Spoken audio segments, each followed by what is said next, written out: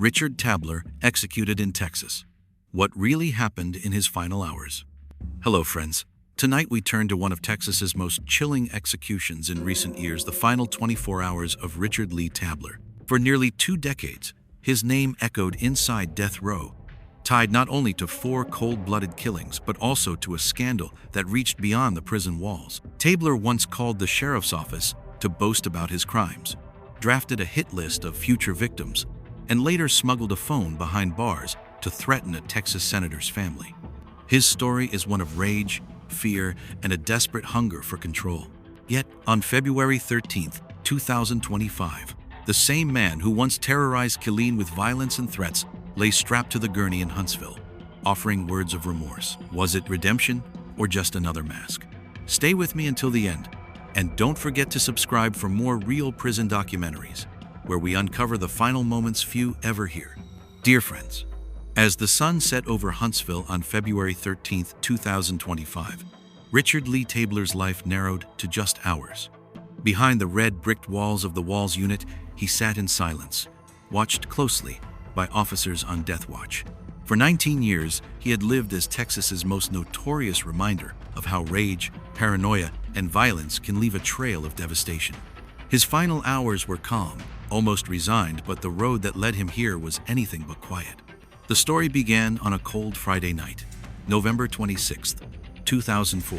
Tabler, then only 25, had already spiraled into obsession and anger. Weeks earlier, he'd clashed with Mohammed Amin Moon Ramouni, a strip club manager in Killeen. Tabler had lost his job at the club, and in his mind, Ramouni had humiliated him. He claimed Ramouni had threatened his family for as little as $10, a claim never proven, but one Tabler clung to like a justification. That night, Tabler sat waiting in a truck with 18-year-old Timothy Payne, a Fort Hood soldier. In his hand was a pistol. In the seat beside him, a camcorder ready to record what he called justice. When Ramouni pulled into the lot with his friend Hayam Zayed, they never stood a chance. Tabler opened fire, killing Zayed instantly and dragging Ramouni from the car before firing point blank. He then called the sheriff's office himself, gloating, and promised more bloodshed if the club wasn't shut down. And he kept his word.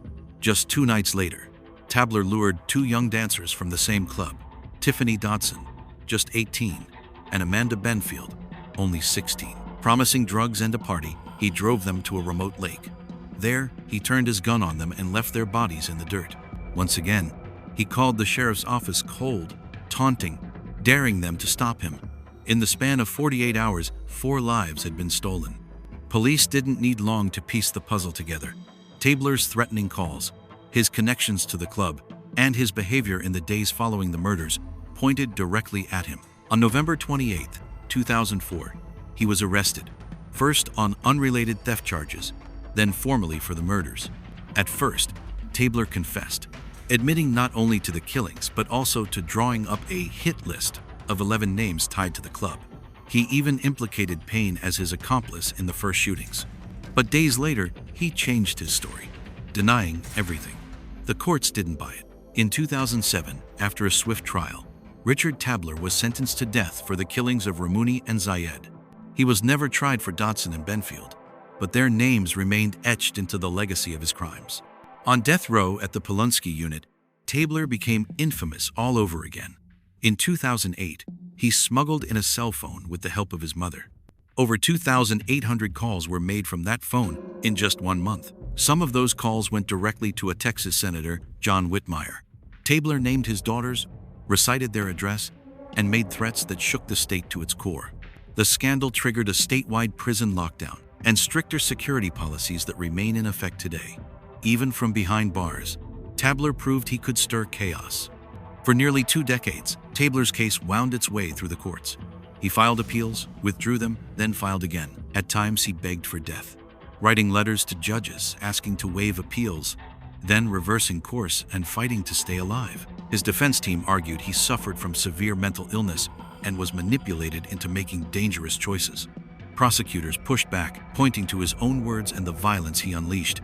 The appeals stretched from state courts to federal courts, and all the way to the U.S. Supreme Court. In 2011, his first scheduled execution was delayed after questions about his competency. In 2014, and again in 2021, higher courts rejected his appeals. By October 2024, the Supreme Court denied his final petition. Richard Tabler had run out of time. And yet, in his last years on death row, those who knew him claimed he changed. He spent hours sketching, writing reflections, and mentoring younger inmates. He adopted a baby lizard he kept in his cell. He grew close to a woman through a prison pen pal program, eventually marrying her. His attorneys painted a picture of a man transformed, but for the families of his victims, the pain never lessened. On February 12, 2025, Tabler received his last visitors, his 77-year-old mother, his sister, and his wife. They described him as calm, reflective, and no longer the angry young man who once hunted people through the streets of Killeen. That night, his wife released a statement saying he was ready to face the consequences and that he regretted the pain he had caused. The next day, the sun rose quietly over Huntsville. Tabler ate the same meal served to every other inmate: Salisbury steak, mashed potatoes, green beans, and cornbread. He barely touched it. By late afternoon, the execution chamber was prepared. Outside, a small group of protesters and victim family members gathered, some demanding justice, others praying for mercy. At 6:31 in the evening, Richard Tabler was led into the chamber and strapped to the gurney. He looked calm, his voice steady.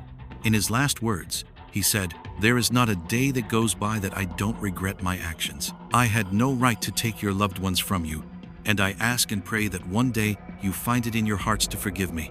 No apology will ever return them to you, but I am sorry." He thanked the officers for their kindness, thanked his lawyers for their work, and softly told his family goodbye. At 6:38 in the evening, Richard Tabler was pronounced dead. His life ended just 5 days before what would have been his 46th birthday. As the curtain closed on February 13, 2025, the life of Richard Lee Tabler ended in silence, but the echoes of his crimes still ripple across Texas. 4 lives lost in a senseless burst of violence, families scarred forever, and a community left to wonder why anger and revenge were chosen over peace. For 19 years, Tabler sat in a cell, fighting courts, threatening power, and later, claiming transformation. Some who met him in those final years believed he had changed. Others could never forgive. His execution, like so many before, forces us to confront an uncomfortable truth. Justice may end a life, but it does not erase the pain left behind. What remains are questions about redemption, closure, and whether some wounds can ever heal. Thank you for watching, friends. If you believe stories like this must be told, don't forget to subscribe and stay with us for more haunting prison documentaries.